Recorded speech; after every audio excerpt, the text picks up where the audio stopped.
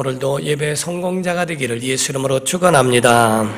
세상을 지으신 하나님은 모든 만물의 끝이 있도록 만드셨습니다. 그래서 태초에 하나님이 천지를 창조하시니라. 창조하시면 알파와 오메가와 같이 우리의 창조와 같이처럼 맨 마지막이 우리 안에 있다는 겁니다. 하나님은 영원하시다라고 말씀하는데, 영원하신 하나님에 대하여 말씀하는 것은 영원 전도 영원하고 후도 영원하시다 하는 말씀입니다. 그러나 천사들도 영원하나 그 천사들은 시작한 날로부터 지음받은 날로 그때로부터 영원하고, 사람은 육체도 있고 영혼도 있어서 육체는 만물같이 낡아지고 사라져가지만은 영혼은 하나님같이 영원한 존재가 되도록 그렇게 하나님이 만드셨습니다. 육체는 흙으로 나와 있기 때문에 흙으로 돌아가고, 영은 하나님께로부터 왔기 때문에 하나님께로 돌아가는 것이 인생이라고 되어 있습니다. 육체는 옷과 같아서 그 옷이 낡아지고 사라져가는 것처럼 시간이 지나면 다 없어지고 이렇게 하죠. 시계라고 하는 것을 보게 되면 시간이 가지만은 배터리가 다 되면 이제 그 시계가 어느 정도 가면은 멈춰지는 것처럼 사람의 심장도 뛰다가 이제 결국에는 어느 순간에 멈춰지게 될 때에 인간의 모든 삶이 맞춰지고 흙으로 돌아가게 된다 하는 겁니다. 그러므로 이 육체는 하나의 영혼을 위하여 준비하는 시간과 같기 때문에 이 육체는 낡아져 가며 사라진다는 것을 잊지 말아야 합니다. 지금은 이상 기온으로 인하여 우리나라도 사계절이 조금 좀 난해하게 되어 있지만 우리나라는 사계절이 분명한 나라로 소문이 나 있습니다. 봄이 있고 여름이 있고 가을이 있고 겨울이 있다고 하는 거죠. 그래서 그 각각 때마다 그것 때문에 각각 빨리빨리라고 하는 문화가 생기는 만큼 삼국통일 이후에 913번 정도의 그런 외래의 침략을 받은 민족으로서 빨리빨리 식사를 하고 어디를 움직여야 되고 하는, 이동해야 되는 그러한 것이 오늘날 우리에게 빨리빨리 문화가 됐다라고 이야기도 합니다. 또 농부가 봄의 때를 놓쳐버리게 되면은 그러면은 또 그 열매를 얻을 수 없으니까 그때를 놓치지 않고 봄에 부지런히 씨를 뿌리고, 또 여름이 되면 가꾸고, 그리고 가을이 되면은 추수해서 겨울을 준비하는 것처럼 인생에도 똑같이 사계절이 있다는 거지요. 그래서 봄이 있는 사람, 봄 안에 있는 사람, 여름 안에 있는 사람, 가을 안에 있는 사람과 같아서 봄에 많은 씨를 뿌린 사람들은 그 가운데 많은 추수 때 열매를 거두듯 바로 지금 현재 형통함으로 모든 것들을 추수 때와 같이 다 모든 것들을 받아들일 수 있는 그 풍성한 열매의 때에 있는 사람들도 없지 않아 있습니다. 그러나 모든 사람들에게는 겨울이라고 하는 것이 우리에게 찾아온다 하는 겁니다. 신앙에도 이와 같이 사계절이 있어서 봄이 되면은 씨는 뿌리지만은 먹을 거는 많지 않은 것처럼 오늘날 씨 뿌리는 때와 같이 있는 사람도 있기 때문에, 그래서 모든 것이 만족스럽지 못한다 할지라도 꿈을 갖고 가을을 오기를 원하여 추수 때를 기다리는 농부의 심령과 같이 될 수 있다는 겁니다.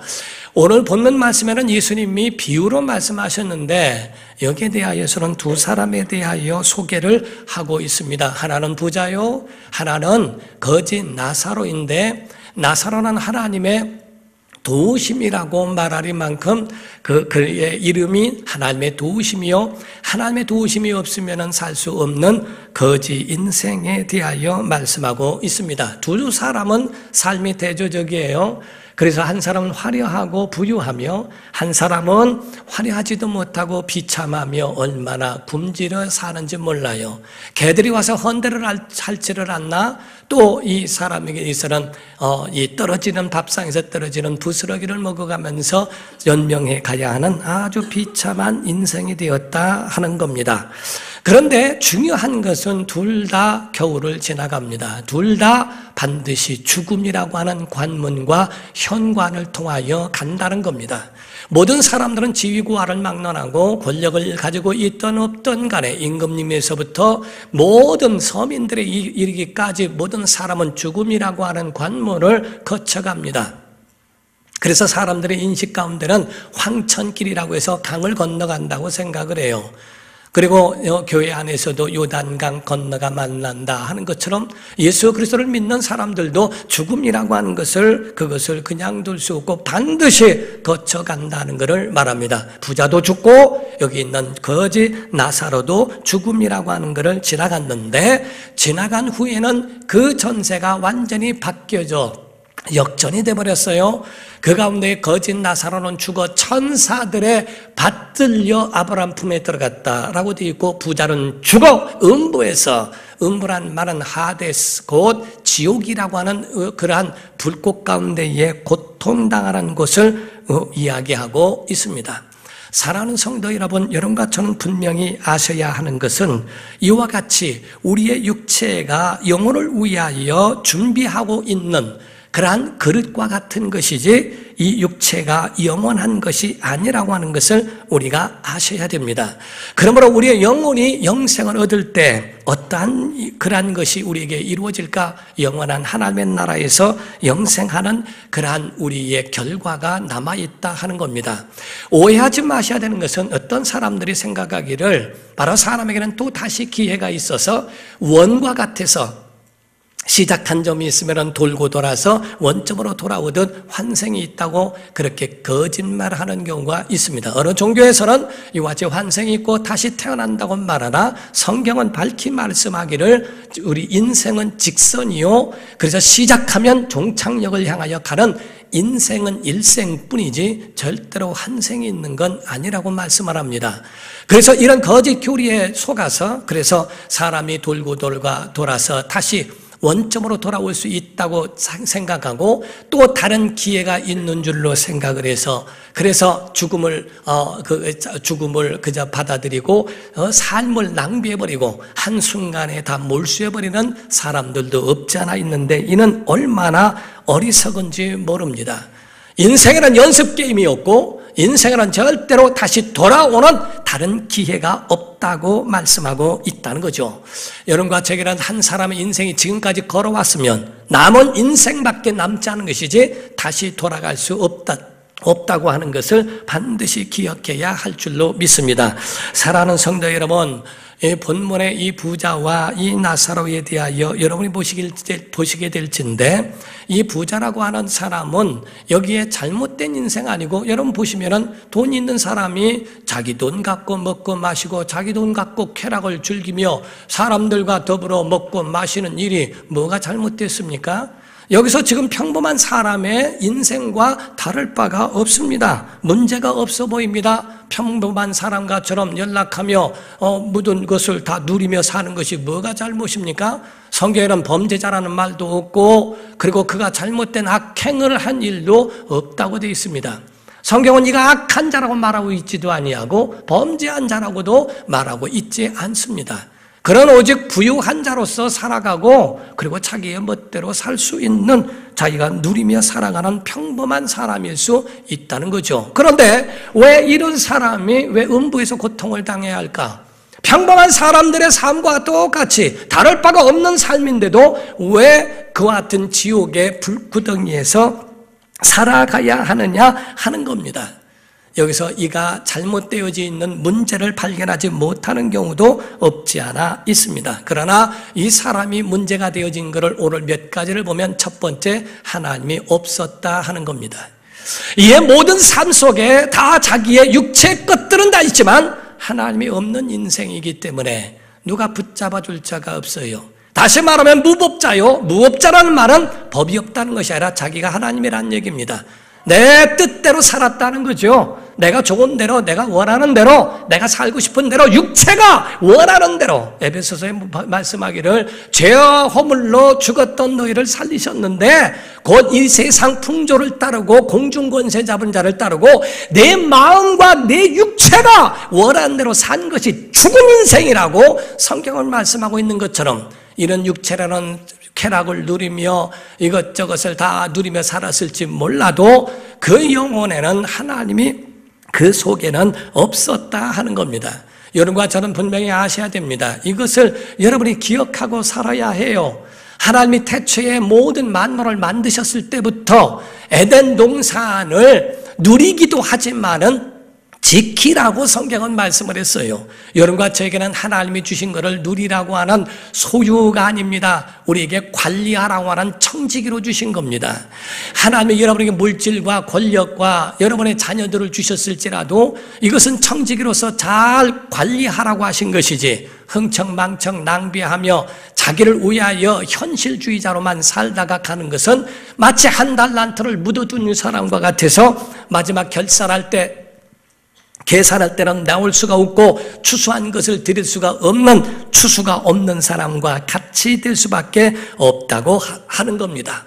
이 세상에 내 거는 없어요. 공수래 공수거라 하는 것처럼 빈손 들고 왔으니 빈손으로 가는 거라고 말하지 않습니까? 사람의 육체는 아무것도 없이 나와서 하나님이 베풀어 주신 이 모든 만물 가운데 살지 않습니까? 이 모든 것을 관리하고 지키고 하나님의 영광을 위하여 살며 이웃을 향하여 살아가야 하는 이 목적을 우리에게 주시고 우리에게 만들어 주신 것과 같거든요.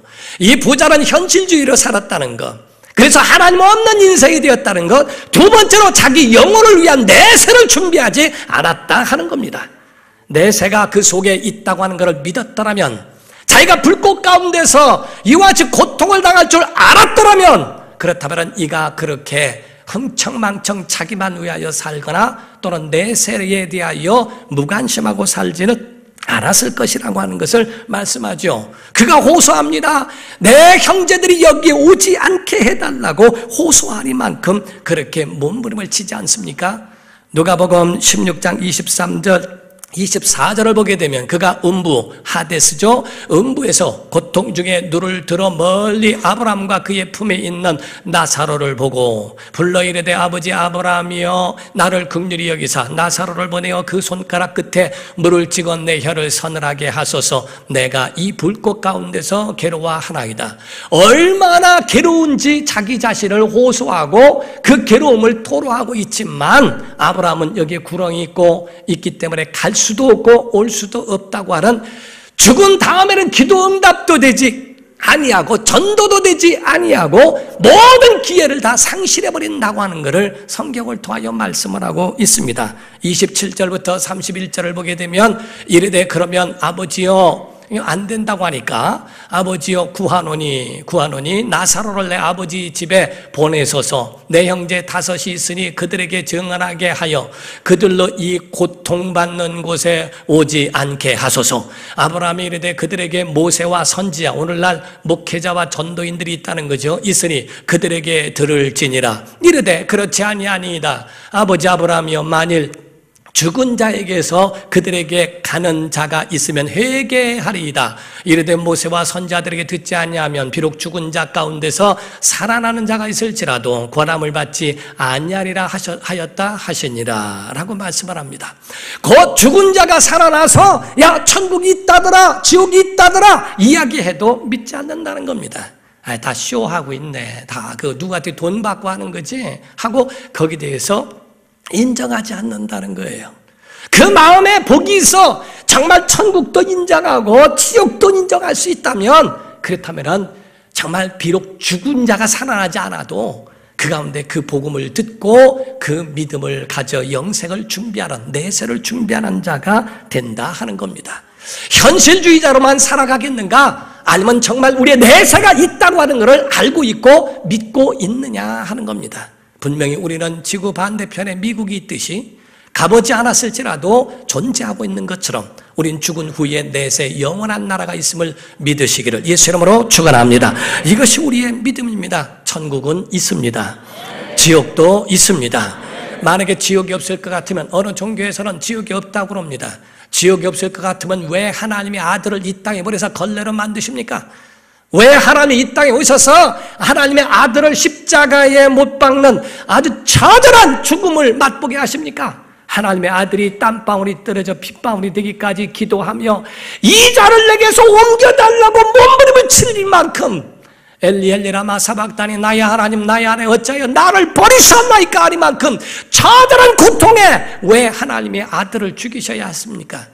십자가의 그 죽음, 그 처절한 고통을 주신 것은 인류를 구원하시고자 하는 그것이 그 길밖에 없기 때문에 지옥이 없다면 야야 편하게 살아, 괜찮아, 착하게 살아라, 나쁜 짓 하지 말고 하고 그렇게 살면 다 용서해 줄게 라고 하시면 됐지, 왜 아들을 십자가에 못 박혀 죽게 하셨을까? 성경에 우리에게 비유로 말씀했다. 사랑하는 성도 여러분, 우리의 눈높이에 맞춰서 주께서 비유로 설명을 하신 것뿐이지 그 존재가 없다는 이야기가 아닙니다. 우리가 가봤다가 다시 돌아올 수 없기 때문에 간자로 돌아올 수 없으니 할 수 없이 이 땅에서 그거를 말씀해 주는 수밖에 없는 거죠. 손을 대본 적이 있습니까? 화상을 입어본 적이 있습니까? 저는 화상 입고 세상을 떠난 사람도 봤습니다. 그 화상이 얼마나 깊으면은 이 세상을 떠날 정도로 그 고통이란 이루 말할 수 없을 정도로 그 화상의 고통이 심한 것을 보게 됩니다. 그런데 우리가 손을 넣었을 때 뜨거운 것을 뜨거워하고 뺄 수 있지만은 그거를 뺄 수 없이 계속 펄펄 끓는 물에 그 뜨거운 손이, 그 가운데에 그 고통당하는 손이 영원하다면 어떻게 하겠는가? 지옥이라고 하는 것은 뺄 수 없는 곳이에요. 그 고통이 영원한 곳이에요. 그래서 자기가 그 고통 가운데에 내 형제 5이 있는데 그들도 나같이 삽니다. 어떡하면 좋습니까? 그들에게 나사로를 보내서 구원하게 해달라고 몸부림쳐 호소하는 이야기를 합니다. 사랑하는 성도 여러분, 지옥이라고 하는 것은 사람을 위하여 원래 목적을 두고 만드신 게 아닙니다. 마태복음 25장 41절을 보게 되면 말씀을 하기를, 또 왼편에 있는 자들에게 이르시되 저주를 받은 자들아 나를 떠나 마귀와 그 사자들을 위하여 예비된 영원한 불에 들어가라, 이렇게 되어 있어요. 마귀를 위하여 예비된 곳인데 너희도 간다는 거죠. 하나님이 그 마음에 없고 예수의 은혜가 없고 내세를 준비하지 못한 자가 마귀와 그의 사자들을 위하여 예비된 불에 들어갈 수밖에 없다고 말씀합니다. 그러나 반면에 예수 안에 있는 자들에 대하여, 믿는 자를 위하여 있을 영원한 나라를 준비하셨다고 되어 있어요. 요한복음 14장 1절에서 3절을 보게 되면 너희는 마음에 근심하지 말라. 하나님을 믿으니 또 나를 믿으라. 내 아버지 집에 거할 곳이 많도다. 그렇지 않으면 너희에게 일렀으리라. 내가 너희를 위하여 거처를 예비하러 가노니 가서 너희를 위하여 거처를 예비하면 내가 다시 와서 너희를 내게로 영접하여 나 있는 곳에 너희도 있게 하리라. 아멘. 아멘.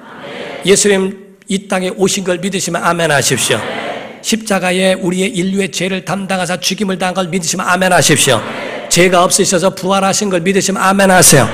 하늘에 오르신 걸 믿으시면 아멘 하십시오. 그 하늘에 가시면 내가 성령을 보내리라 말씀하시더니 오늘날 성령이 임하십니다. 이제 주께서 우리를 거기에 우리를 인도하시겠다는 거예요. 천국이 어디 있어? 주님 계신 그곳에 우리가 갈 수 있다는 겁니다. 주님이 계신 그곳에, 나 있는 곳에 너희도 있게 하리라. 반드시 와서 내가 너희를 데리고 가겠다라고 말씀을 하셨어요. 어떤 주일학교 아이에게 이야기를 했답니다. 주일학교 아이에게 믿지 않는 선생님이 하는 말이, 야 천국이 어딨냐 지옥이 어딨냐 하면서 아이에게 말하면서 너 가봤냐 해가면서 막 이야기하더래요. 그때 그 아이가 아주 똑똑하게 얘기를 했답니다. 선생님 따라가면 지옥 가고요, 나 따라오면 천국 가요 그랬대요. 정말 선생님은 믿지 않으니까. 또 이런 얘기가 있지 않습니까?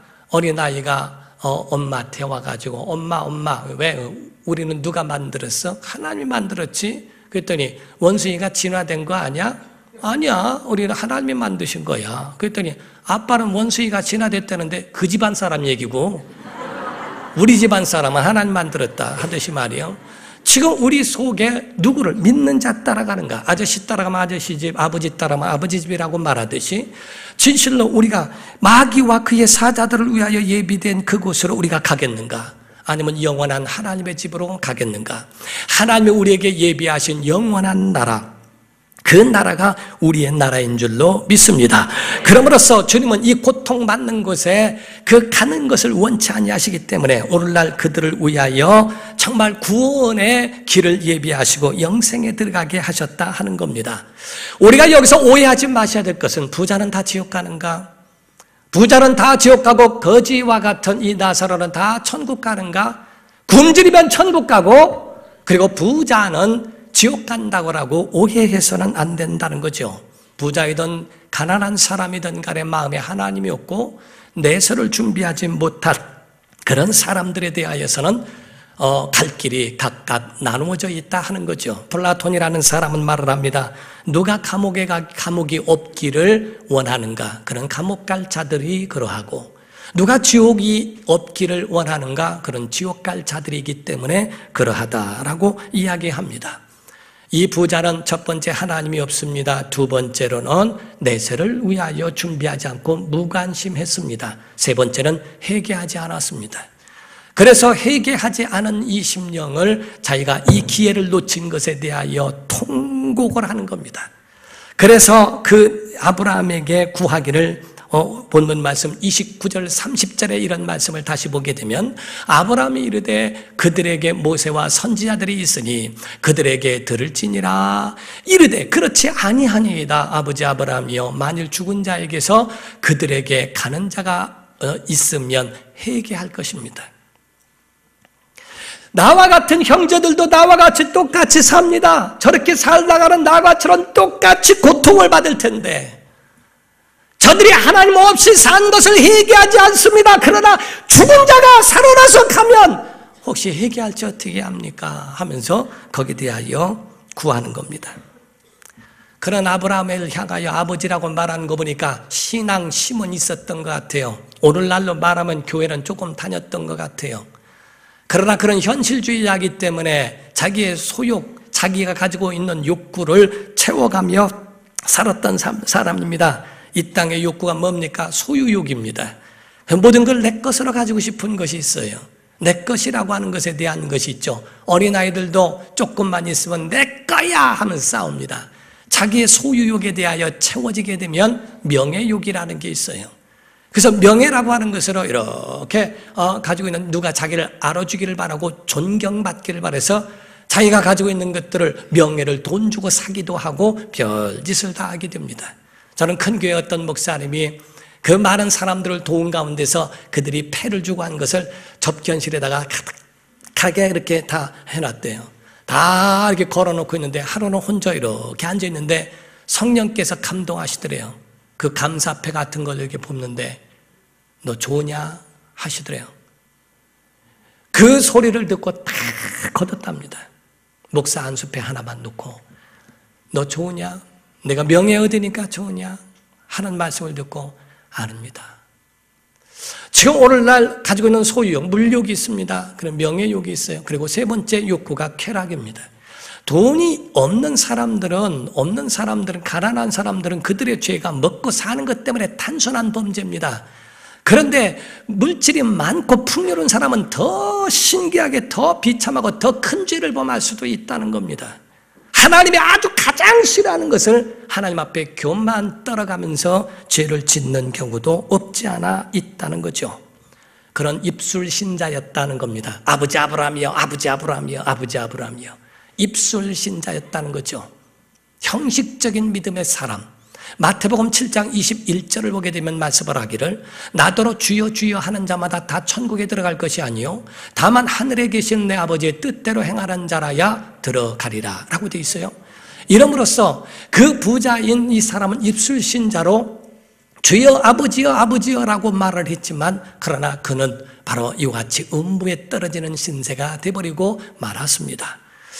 부자에 대하여 성경은 어떻게 평가합니까? 부자는 그가 이 땅에 명예가 왜 없겠어요? 돈이 있으면 두 번째 욕망이 명예욕인데, 사람들이 알아주길 바라고 그들이 데려와서 연락하고 호화롭게 잔치를 벌려가면서 얼마나 많이 베풀었습니까? 다 그렇게 살았던 명예가 있지만, 성경이 우리에게 말하고 있는 것은 부자의 이름을 기록하고 있지 않습니다. 비참한 인생인 거지에게는 이름을 주었어요. 나사로라. 부자는 부자로 말하고 있지 부자의 이름을 거명하지 않습니다. 거기에 대해서 왜? 쓸모없는 이름이거든요. 하나님이 기억하지 않는 이름이라 이 말이에요. 생명록에도 없어요. 하나님의 책에도 사라져 있습니다. 없습니다. 우리가 아무리 하나님을 안다라고 이야기할지라도 하나님 앞에 갔을 때 나는 너를 모른다. 주여 주여 하는 자마다 다 올 것이 아니다 라고 말씀하신 것이 만약에 해당이 된다면 어찌할까? 그러므로 예수 말씀하시기를 누가복음 10장에 말씀합니다. 19절 20절에 말씀합니다. 전도 보고를 하고 돌아온 그러한 제자들에게 내가 너희에게 뱀과 전갈을 밟으며 원수의 모든 능력을 제할 권능을 주었으니 너희를 해칠 자가 결코 없으리라. 그러나 귀신들이 너희에게 항복하는 것으로 기뻐하지 말고 너희 이름이 하늘에 기록된 것으로 기뻐하라 하시니라. 여러분의 이름이 하늘에 기록되기를 주 이름으로 축원합니다. 하나님의 자녀된 기쁨을 누리기를 주 이름으로 축원합니다. 어떤 사람은 능력 행하고 하나님이 쓰시는 도구일 뿐이에요. 착각하지 마십시오. 하나님이 나만 특별하게 사랑하신다. 사랑하실 수 있지만 하나님 쓰시는 도구라는 걸 아셔야 합니다. 도구는 쓰다가 그 교만하면 버리실 수도 있어요. 사울을 세우셨어도 사울을 패하시고 다윗을 세우실 수 있습니다. 오늘날 하나님 앞에 교만을 하지 말고 하나님 앞에 나와야 한다는 거예요. 세상은 사라질 것이고 남을 것이 있는데 알곡은 남고 쭉정이는 사라집니다. 의인은 남고 악인들은 다 사라진다고 성경은 말씀을 했어요. 과연 우리가 정말 영생으로 남아 가져갈 수 있는 것이 과연 무엇일까? 이 땅에 있는 분토 같은 것을 위하여 그렇게 빼앗기며 살아갈 것인지, 아니면 하나님이 주신 것을 잘 관리하면서 그것을 베풀며 사용하다가 갈 것인지. 베푸는 것과 빼앗긴 것은 다릅니다. 정말 우리가 하나님이 말씀하신 그 말씀을 여러분이 깨달아 알고 추수 때에는 심어야 거두는 것처럼 우리는 신앙에 추수 때가 있음을 믿으셔야 합니다. 첫 번째로는 믿음의 씨를 심기를 주 이름으로 축원합니다. 믿음으로 심으면 하나님이 믿음의 열매를 거두시게 합니다.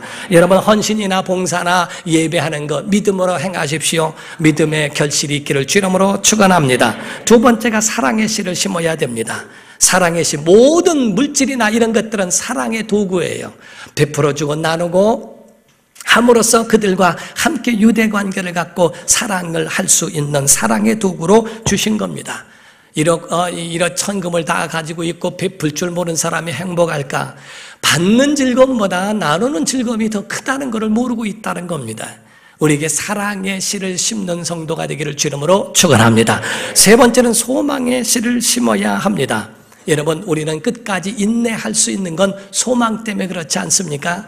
우리가 영생에 대하여 소망이 있기 때문에 끝까지 인내하면서 견딜 수 있다고 하는 거거든요. 우리는 소망과 또 감사의 씨, 마지막 네 번째는 감사의 씨까지 뿌려야 하고 그 감사가 우리 안에 다시 돌아올 수 있다는 것. 그래서 감사는 공과 같아서 벽을 향하여 던지면 그 공이 나에게로 돌아오는 것처럼 감사하는 심령들에게는 하나님이 다시 그 은혜가 돌아오게 하신다는 거거든요. 사랑하는 성도 여러분, 우리는요 이 땅에 살아가면서 사람은 믿을 대상은 아니지만 사랑을 나눠야 할 대상이라고는 성경이 말씀합니다. 서로 사랑하는 성도 되기를 주 이름으로 축원합니다. 9.11 사태 때에 어느 보석상에서 자기 딸에게 보석 주머니를 가지고 배달을 시켰다는 거예요. 그거를 가지고 배달을 시켜서 갔다가 9.11 테러가 났대요. 그 모습을 보고 그 딸을 그때 거기를 보내는 게 아닌데 보냈다고 그 문 앞에서 펑펑 통곡하는 어머니의 눈물이 있었습니다. 엉엉 울면서 막 울어대는데 피투성이가 된 딸이 나오더래요. 나오면서 엄마 어떡해, 내가 그 보석을 다 잊어버렸어, 잃어버렸어, 없어졌어. 그 딸을 부둥켜 안고 하는 말이 사랑하는 딸아 상관없다, 나는 네가 보석이다, 이렇게 말합니다. 여러분 주변에 있는 사람이나 모든 사람들이 정말 나와 함께 사랑을 나눌 수 있는 믿음의 보석들 아닙니까? 감사를 심지 않으면 열매가 맺혀지지 않습니다. 바이런의 시에 보면은 바이런의 시가 있는데 그 시를 보게 되면 폭풍이 지나간 들판에도 꽃이 있다, 지진이 난 땅에도 샘은 있다, 초토 속에서도 푸른 돋아난다. 우리는 어떤 슬픔의 순간에도 쓰러지지 않고 사랑과 생명의 속삭임에 귀를 기울여야만 한다. 오늘도 우리는 꿈을 꾸며 기도하고 오늘도 감사한다. 그랬어요. 사랑하는 성도 여러분, 주 안에 감사가 있기를 예수 이름으로 축원합니다. 우리는 추수 때가 있습니다. 믿음의 결국이 있습니다. 베드로전서 1장 9절을 보게 되면 말씀하기를, 다 같이 읽읍시다. 시작. 믿음의 결국 곧 영혼의 구원을, 다시 한번 시작. 믿음의 결국 곧 영혼의 구원을 받음이라. 믿음의 결국이 있다는 것, 마지막이 있다는 것을 기억하시고 영혼의 구원의 날에 추수 때에 하나님의 나팔소리 천지 진동할 때에 추수 때에 들림받는 성도 되기를 예수 이름으로 축원합니다. 기도하겠습니다.